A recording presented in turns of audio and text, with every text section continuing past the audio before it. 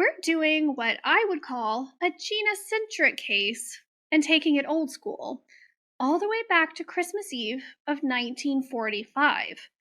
This is a case that has baffled investigators and haunted a family for decades. The mysterious disappearance of the Sodder children. A fire destroyed their home, but 5 of the children vanished without a trace. Let's dive in to this perplexing tale. To understand the events of that fateful night, we need to know more about the Sodder family. George and Jennie Sodder were hardworking parents of 10 children living in Fayetteville, West Virginia. George Sodder was born Giorgio Sadu in Tula, Sardinia, Italy in 1895. He immigrated to the United States with his parents and older brother when he was 13 years old. For some unknown reason, his brother turned around and went back home as soon as they landed at Ellis Island. Giorgio Sadu began going by George Sodder and found work on the Pennsylvania railroads carrying water and supply for laborers.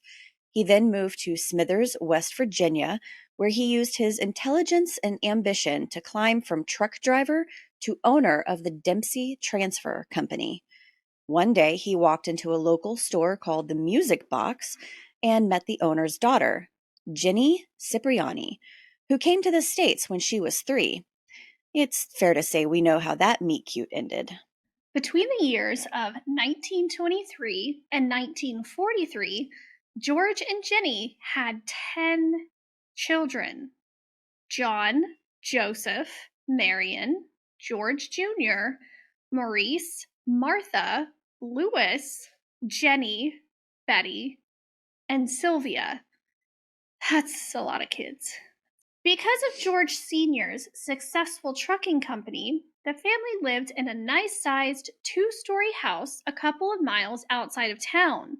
Fayetteville and the surrounding area had a relatively large population of Italian immigrants, which is really saying something considering the entire town only had around 1,600 people in 1945. The Sodders were well respected in their small town, and George was known for having strong opinions on everything from business to events to politics. George was not quiet about his dislike for Italian dictator Benito Mussolini, and it led to arguments with members of the Italian community in Fayetteville. Just to give a 2-second history lesson, Benito Mussolini was the first fascist dictator in Italy, ruling from 1923 to 1943. He was shot to death in April of 1945 while trying to escape from Sardinia dressed as a German soldier. George was not a fan of Mussolini and his fascist ways, which probably made for some not so friendly conversations at the local establishments. This fact is important because it plays into one of the many theories about what happened that Christmas Eve night. Before George began his own business, he worked for a man named Fiorenzo Giannittolo. Not only was he George's boss, they were friendly enough that Fiorenzo co-signed on a $1,500 loan from the Bank of Fayetteville. George had a $1,500 mortgage insurance on the house, along with a mortgage clause payable to Giannittolo if something were to happen to the home. It's alleged that Giannittolo increased the insurance to $1,750 without consulting the Sodders. About 60 days before the fire, it is said that Giannittolo requested that a local insurance salesman by the name of Russell Long reach out to the Sodders and write insurance on them and all 10 of their children. But the Sodders refused to buy any life insurance. The story goes that after the Sodders refused the life insurance, Giannittolo told them, quote, "Your house is going up in smoke and your children are going to be destroyed," end quote. And also that George was going to be, quote, "paid for the dirty remarks," end quote, he had been making about Mussolini. Of course, all of this information is alleged, so we don't know if Giannittolo really did try to have life insurance taken out on the family or if he threatened them. He did get the insurance payout after the house burned down, though. About a month before the fire, a stranger had come to the home looking for hauling work. George didn't have any work to offer him at the time, but the man creepily hung around the property for a while. He was looking at the two fuse boxes that George had installed in the back of the house when he made the remark that, quote, "These are going to cause a fire one day," end quote. George brushed it off, though, because he had had the fuse boxes inspected by an electrician after they were installed to make sure that everything was up to code. The electrician gave him the green light and said that everything looked great. While this is probably more coincidental than anything, it's still eerie given what took place not long after. And speaking of eerie, a couple of days before the fire, two of the surviving children saw a man watching the younger Sodder children coming home from school on Highway 21. Let's jump into what happened that night, and then we'll dig deeper into the theories. On December 24th, 1945, 17-year-old Marion Sodder came home from her job at the local dime store. Think like dollar store. With presents she had purchased for her 5 younger siblings for Christmas. Marion bought the gifts with her own money and was anxious to hand them out, so Jennie, the kind mom that she was, let them enjoy one early present. Needless to say, kids don't want to go to bed when they have shiny new toys to play with. Jennie allowed Maurice, Martha, Louis, Jennie, and Betty to stay up late with the promise that Maurice and Louis would complete their nightly chores, feeding the cows and closing the chicken coop. Marion stayed up to watch after them and help put the girls to bed once they were ready. Jennie swooped up 3-year-old Sylvia, and they headed to bed with George around 10 p.m. The oldest boys, John and George Sr., also headed to bed where they slept in the attic. It's important to note that all of the children, besides baby Sylvia, slept in the attic of the home. There are differing reports about if the children slept on the second floor of the home or in the attic, but newspaper reports quoting Jennie Sodder state that the children slept in the attic, so that's what we're going with here. Right around midnight, Jennie heard the house phone ring and got out of bed to pick it up. Jennie probably isn't sleeping well if she shares her room with a toddler, so she more than likely realized it was ringing before anyone else did. This is the 40s. We're talking home phones plugged into the wall in the family room, not a cell phone on your bedside table. When she answers the phone, a woman asks for a man she doesn't know. Upon telling her she had the wrong number, Jennie recalls the woman giving a weird laugh before hanging up. This fact has been discussed pretty frequently, but investigators did discover later that this was just a neighbor who had called the wrong house. Jennie ambled back to bed, noticing Marion asleep on the couch holding a magazine. The lights were still on and the doors were unlocked, routine chores the children usually did before turning it in for the night. As she dozed off again, she was startled by what sounded like a large thud on the roof, followed by the object tumbling down the side of the house to the ground. Probably annoyed and tired, she dismissed the sound and fell asleep. About 30 minutes later, smoke began pouring into the master bedroom of the home. Jennie, awakened by the smell of smoke, popped up to investigate. When she opened the bedroom door, she found the main living room engulfed in flames. After waking George up, she ran to the base of the attic stairs and yelled for the 7 sleeping children to get out of the house. Meanwhile, Marion grabbed baby Sylvia from her crib and ran outside into the bitter cold night. The older boys, John and George Jr., sleepily stumble outside, their hair singed from the fire. George Sr. found a bucket and attempted to fill it with water from the water barrel, only to discover it had frozen solid. This is when he realized that 5 of his children, Maurice, 14, Martha Lee, 12, Louis, 10, Jennie, 8, and Betty, 6, were still in the attic. Frantic to save his youngest children, George attempted to scale the side of the house but was unsuccessful. He then went to the side of the house to get the ladder that was always in the same place, but it was nowhere to be found. George and the older boys hopped into the 2 work trucks on the property with the intention of backing them up to the house and getting into the second floor, but neither engine would start. There has been a lot of conspiracy and speculation about why neither truck would start, but the true reason is much less exciting.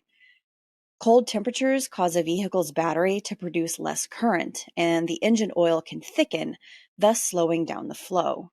While the theory that someone tampered with the trucks is more interesting, the truth is it was just too cold outside and the work trucks couldn't start. It only took 45 minutes for the roof of the house to collapse into the basement. A neighbor tried to call the local volunteer fire department, but couldn't contact the night operator, probably due to it being Christmas. Another neighbor actually found Chief F.J. Morris a little after 1 a.m. and informed him of the fire. In 1945, there wasn't a fire siren, and trying to gather the troops consisted of a phone tree where one volunteer would call another and then another until they had a good group of guys to go put out the fire. The fire department was only 2.5 miles from the Sodder home, but Chief Morris couldn't drive the fire truck himself for some reason, so he couldn't do anything until the other firefighters arrived. Why he was the fire chief and couldn't drive the truck is a whole other topic that I don't really understand. But because of this, the volunteer fire department didn't arrive at the Sodder home until 8 a.m., a solid Grief. 7 hours after the fire started. In an interview with NPR, Sterling Lewis, the West Virginia State Fire Marshal, said that it wouldn't have mattered if they had shown up within 10 minutes of the fire starting.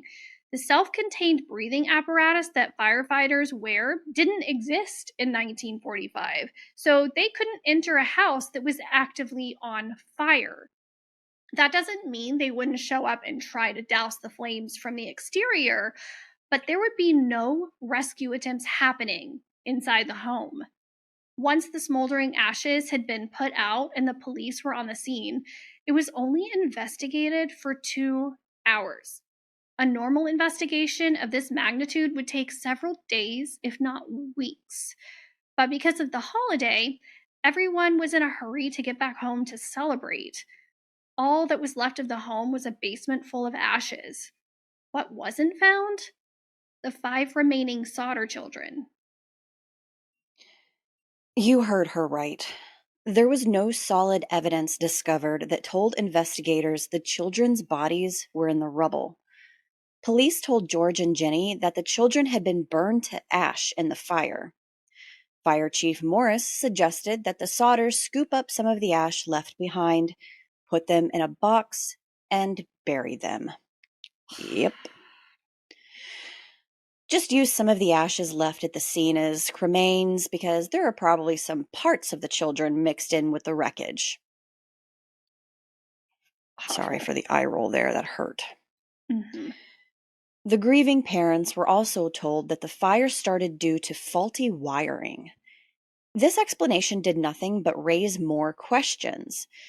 George had recently installed electric wiring to power a stove in the home, and he found the assessment odd because it had been approved by a contractor. Jennie didn't understand how faulty electric wires could have been the issue, considering the lights in the house were still on when the fire started.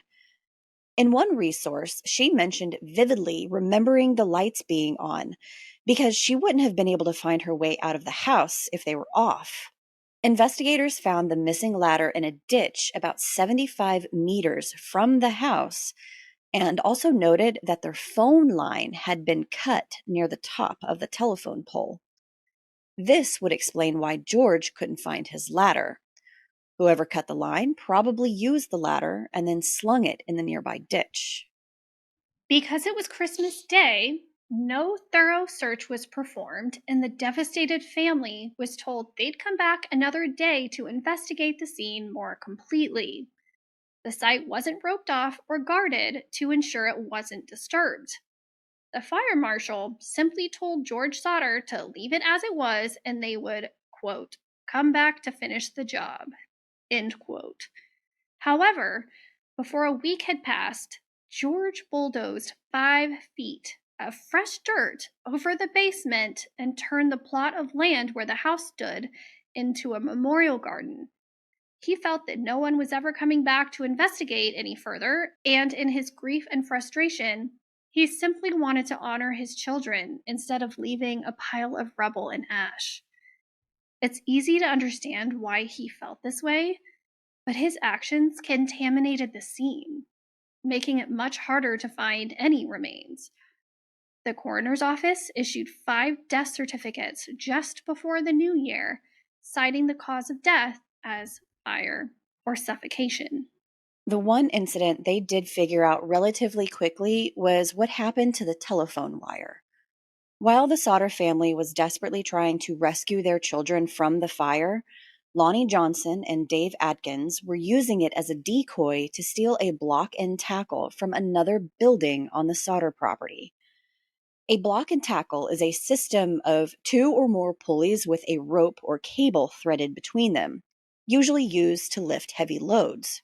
Neighbors saw the men in the act and recognized them, turning them in to the police later. Johnson pleaded guilty to theft, paid a $25 fine, and was released.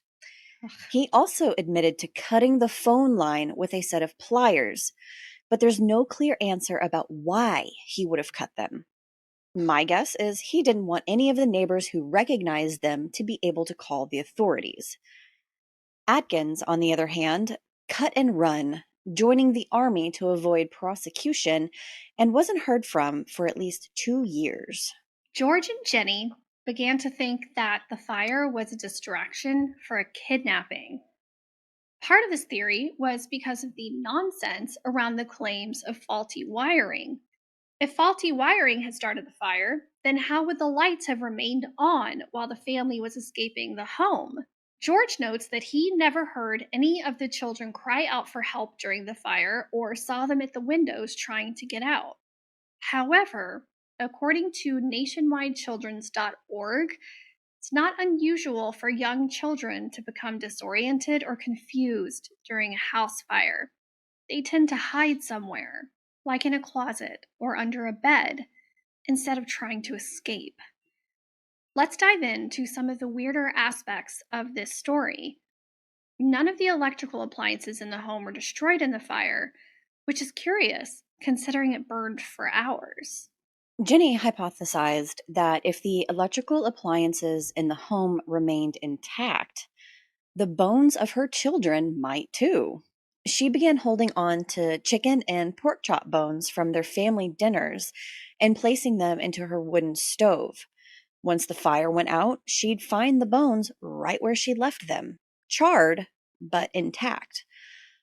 A local crematorium employee informed her that bones still remain after bodies are burned for 2 hours at 2,000 degrees Fahrenheit.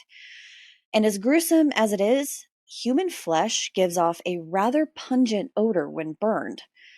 We're talking about 5 people burning alive in a fire at the same time. No one reported smelling anything. Not long after her science experiments, Jenny read an article about another house fire in town where 7 people died, including a 3-month-old girl. The skeletal remains of all 7 victims were found, and that's when Jenny and George really started second guessing what happened to their children. A bus driver actually came forward not long after the tragedy, stating he saw balls of fire being tossed onto the Sodders' roof. Around 3 months later, while visiting the site of the fire, toddler Sylvia found a hard rubber object in the yard. Upon investigating, George determined it was a napalm pineapple bomb, the type of bomb commonly used in warfare.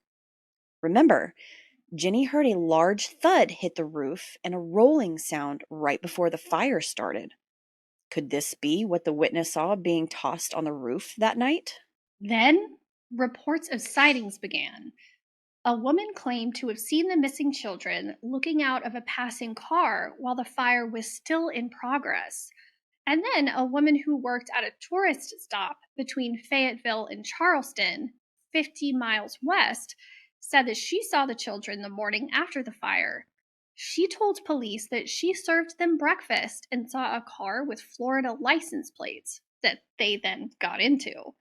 Then, in Charleston, a woman at a hotel saw the children's photos in a newspaper and said she had seen 4 of the 5 a week after the fire. In a statement, she said, quote, "The children were accompanied by 2 women and 2 men, all of Italian extraction. I do not remember the exact date. However, the entire party did register at the hotel and stayed in a large room with several beds. They registered about midnight. I tried to talk to the children in a friendly manner, but the men appeared hostile and refused to allow me to talk to these children. One of the men looked at me in a hostile manner. He turned around and began talking rapidly in Italian. Immediately, the whole party stopped talking to me. I sensed that I was being frozen out, and so I said nothing more. They left early the next morning." End quote. 2 years after the fire ripped apart the Sodder family, George saw a newspaper photo of school children in New York and was certain that one of them was his daughter, Betty.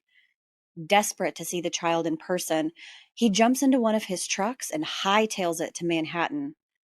Understandably spooked by his claim, the parents or teachers responsible for the child refuse to let him see her. But he doesn't give up. He's now convinced that his children are still alive somewhere. George and Jennie then reached out to the current FBI director, J. Edgar Hoover, to ask for help in investigating the disappearance of their children. They received a response from him that read, quote, "Although I would like to be of service, the matter related appears to be of local character and does not come within the investigative jurisdiction of this bureau." End quote. Hoover's agents said they would absolutely assist if permission from local authorities was given. Unfortunately, Fayetteville authorities declined to investigate further. The Sodders hired a pathologist, Oscar B. Hunter, who excavated the dirt from the site of the fire and found 4 pieces of human vertebrae. He sent them to the Smithsonian Institute to be tested, and they came back to be lumbar vertebrae belonging to a child between the ages of 16 and 17. The lumbar bones began to fuse between 16 and 23 years old. But the oldest missing child was Maurice, who was only 14 years old. Also, it was determined that these bones had never been in a fire. The explanation was that George must have moved the bones to the site while covering up the location of the fire. So, okay, whose bones do those belong to? That's Yeah, where did another those come mystery from? to add to the pile. And instead of holding on to the bones to try and determine who they belong to, they simply gave them back to George to do with what he wanted, which is very strange.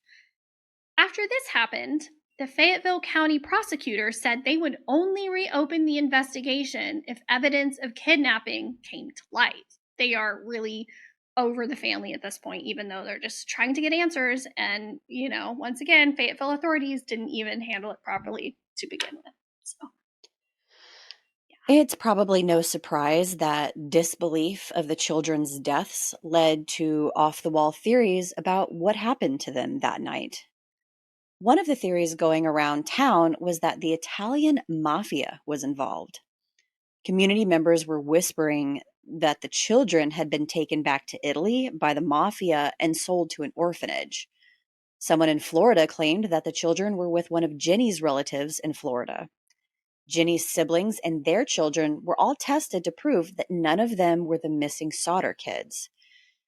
In Davenport, California, the sheriff received a letter that one of the children was attending school in the city. The photographs of every school child in the city were looked at, and none of them were identified as a Sodder child. John Sodder, the oldest son, agreed that if his siblings were kidnapped, they would be taken to Italy. Why? Perhaps because George was talking shit about Mussolini.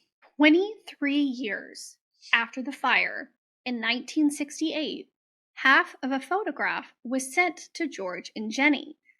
The photograph was of a man in his 20s who looked eerily similar to an adult version of 9-year-old Louis. Written on the back of the photo was, quote, "Louis Sodder, I love brother Frankie, Illy Boys A90132 or 35, end quote. There were thoughts that the numbers were associated with zip codes in Italy, but they could never verify that. But that's what they thought that those numbers meant. And obviously, there was no brother Frankie, so not much telling what that means either. And of course, they wanted to understand where this photo came from. So they hired a detective to go to Kentucky and investigate. But in a strange twist, the detective went missing and was never heard from again. It could be that the detective was really just a con artist who took their money and ran. But maybe he really did go missing in the quest to find out more about the photograph, or found out something he wasn't supposed to know and, was taken care of. In a news article commemorating the 23rd anniversary of the fire, George was quoted saying, quote, "As long as we live, we will dig into it to come out with an explanation on what really happened 23 years ago in that fire," end quote. In a last-ditch effort, George and Jennie erected a billboard on Route 16 with pictures of the 5 missing children and all of the information they had gathered throughout the years. The billboard remained standing for over 40 years and offered a reward of $10,000 for any relevant information. We'll share a picture of the billboard, but here is what it said. Quote, "On Christmas Eve, 1945, our home was set afire and 5 of our children, ages 5 through 14, kidnapped. The officials blamed defective wiring, although lights were still burning after the fire started. The official report stated that the children died in the fire. However, no bones were found in the residue, and there was no smell of burning flesh during or after the fire. What was the motive of the law officers involved? What did they have to gain by making us suffer all these years of injustice? Why did they lie and force us to accept those lies?"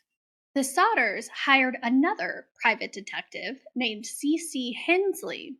Hensley spoke with a member of the coroner's jury who were brought in to help the coroner determine the cause of the children's death, and discovered he was actually one of the life insurance salesmen who worked with Fiorenzo to try and convince the Sodders to take out life insurance not long before the fire. Remember, the coroner's jury said it was a matter of faulty wiring. Hensley also talked to Sterling Lewis, the fire marshal who was on the scene. Sterling Lewis said he talked to everyone who was on the scene that morning, and they all said they found human remains. When asked why no one spoke about finding human remains, Lewis said they were probably in a rush and not paying attention to the human remains found because it was a holiday. So, this makes it sound like the officials and volunteers avoided the fact that there were human remains because they didn't want to spend their Christmas day processing the scene. In 1945, when searching for human remains in a fire, investigators would look for remnants of internal organs, which would be bright red among the ash and rubble. Because what Sterling Lewis, the fire marshal, was saying didn't line up with what Fire Chief F.J. Morris stated about the bones being cremated in the fire, Tinsley, badass detective extraordinaire, went looking for answers. He found a minister whom Morris told in a confession that he had found a heart in the ashes. Morris said he put the heart in a box where the house once stood. Tinsley convinced Morris to show him where he buried the heart and dig it up. Upon digging up the box, it was discovered that it wasn't a heart at all, but a beef liver that had obviously never been in a fire. Morris said he did it as a way to provide closure to the Sodder family. "I will never understand why people think making up false reports or burying a freaking beef liver and saying it was a child's heart brings any sort of closure. Not to mention, he did it because he got caught, not doing his job, not because he cared about the Sodders." Unfortunately, Tinsley's investigative work did nothing but raise more questions. Almost 80 years later, all we have now are theories about what happened on that Christmas night in 1945. Some theorize that the local Italian mafia tried to recruit George, and when he declined, they kidnapped their kids and set the house on fire, like we said. This doesn't make sense, though, because why would they only kidnap the youngest kids? And why would they kidnap them from the second floor during a fire? Common sense tells us that this isn't likely.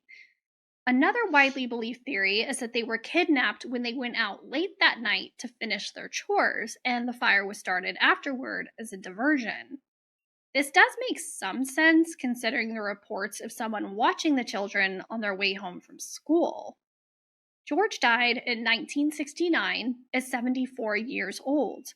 Jennie lived much longer and spent her life building rooms onto her home and constructing fences around her property to keep people out. She only wore black clothing and kept a flower garden around the spot of the fire. So sad. She passed away in 1989 at the age of 89. The billboard was taken down soon after, over 40 years after it was originally constructed. Sylvia Sodder, the toddler who was only 2 at the time of the fire, passed away in 2021 at the age of 79. She strongly believed that her siblings did not die in the fire. She said she could remember the sounds of her father screaming and crying for his children during the fire. Jennie, Sylvia's daughter, told the Times West Virginian that anyone with information to post it on websleuths.com. Quote, "My mom told my grandmother she would never let this story die. That's what my brother and I are doing now." End quote. So what do you think, G? Did they all die in the fire or were they kidnapped? While I understand George and Jennie's desire to believe that their children were still alive and out in the world somewhere, I think they did die in the fire. As we learned, young children are easily disoriented in a situation like that, so they probably didn't wake up enough to hear the yells from the other family members. And by the time they did wake, maybe visibility was next to nothing, so they hid instead of trying to escape. I do believe that remains were found the following morning, but due to the holiday and no one's willingness to do their jobs, they just said nothing and went home. Then George contaminated the scene by covering it with 5 feet of dirt, and the rest is history. What do you think? I agree. I mean, I wish I like you had said, I understand why George did what he did, wanting to just kind of move on and honor his children. But man, maybe we'd have more answers if he hadn't done that. But I think all likelihood, what is the saying? If you hear hoofbeats, you think horse, not zebra. Obviously, they didn't do their due diligence in looking through the fire and investigating. So I think that maybe they did see something, maybe not everything, but they were like, we'll just come back later when it's not Christmas and do this. Yep. And, George covered it all up instead of waiting for them to come back. So I don't want to sit here and say these grieving parents are wrong. No, they're not. They're not wrong in their hope that they're alive and out there absolutely somewhere. But I do think they died in the fire. So and Christmas or not, you signed up for a job. You're supposed to do your damn job. Yeah. We have this running theme going with some of the stuff we do. Just do your jobs. Just do your damn anyway, job. Just do your damn job. I know historical cases aren't really your cup of tea, so thanks for going back in time with me on this one, Amber. She's like, we're doing a historical one, okay. She honestly didn't even know anything about this case. And I made her way to call me out, Gina. You're welcome. Hey, it's fine. We all like what we like, and it's fine. It's fine. I've been familiar with this case for a long time and always thought it was really fishy, but now that I've spent hours digging into it, I honestly believe we're just looking at another situation where the people in charge didn't want to do their jobs and left 2 grieving parents with no solid closure about what happened to their children. And it doesn't help that Tweedledee and Tweedledum were committing burglary at the same time and kind of effed everything else up, so. Seriously, it just added so much more confusion to what was happening. What asshats? Oh, this house is on fire. Let's go. They were probably like at the beer joint, which was right next to the Sodders, and they probably saw the fire and was like, "Oh, this is the perfect opportunity to go steal something while people aren't looking." Because they're Moment too of busy. opportunity to be a big giant douchebag. Anyway, make sure you're following us on Instagram, TikTok, and YouTube at Weird True Crime to see pictures, videos, and other behind the scenes goodness. Do you have a case to request or maybe even a listener tale? Email it to us at weirdtruecrime@gmail.com. We'll be back next week with another episode of What the Fuck Wednesday. Yeah, we will. It's going to be a good one, too. You don't want to miss it. We actually have a lot of great content in the works, including more interviews with some truly inspiring people. So until next time, stay safe. And make good choices. Bye. Bye. Bye-bye.